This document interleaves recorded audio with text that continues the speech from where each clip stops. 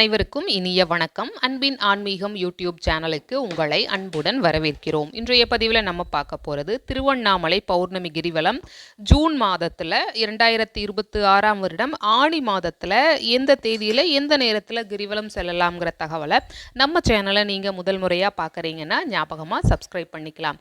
திருவண்ணாமலையில் மலையையே சிவனாக பக்தர்கள் வழிபடுறதுனால அண்ணாமலையார் திருக்கோவிலுக்கு பின்புறம் இருக்கக்கூடிய அண்ணாமலை என்று பக்தர்களால் அழகாக அழைக்கப்படக்கூடிய மலையை சுற்றி இருக்கக்கூடிய சுமார் 14 கிலோமீட்டர் தூரம் கொண்ட கிரிவல பாதையில் பௌர்ணமி நாட்களில் லட்சக்கணக்கான பக்தர்கள் கிரிவலம் செல்றாங்க. இதில் இன்னும் குறிப்பாக சொல்லணும் அப்படின்னா கார்த்திகை தீப திருவிழாவின் பொழுது மகாதீபம் ஏற்றப்படக்கூடிய நாட்களிலும் சித்ரா பௌர்ணமி தினத்தன்றும் சுமார் 20 லட்சத்திற்கும் மேற்பட்ட பக்தர்கள் கிரிவலம் செல்வார்கள்ங்கிற தகவலையும் கொடுத்திருக்காங்க. பௌர்ணமி தினங்களில் பௌர்ணமி நிலவு ஒளி உடலில் படக்கூடிய வண்ணம் கிரிவலம் செல்வது உடலுக்கும் மனதிற்கும் ஆரோக்கியத்தை கொடுக்கும்.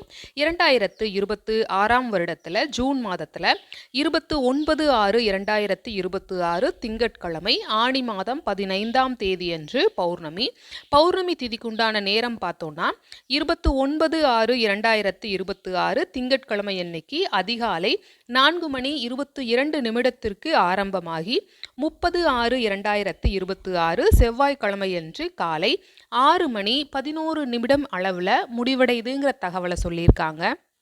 திங்கட்கிழமையன்று முழு நிலவு ஒளி வெளிச்சத்தில் திருவண்ணாமலையில் அண்ணாமலையை சுற்றி நாம் கிரிவலம் வந்து உடலிற்கும் மனதிற்கும் ஆரோக்கியத்தை பெறுவோம்.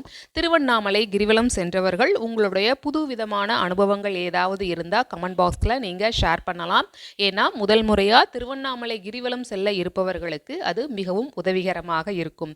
இப்பதிவை இதுவரைக்கும் முழுமையாக கேட்ட உங்கள் அனைவருக்கும் மிக்க நன்றி.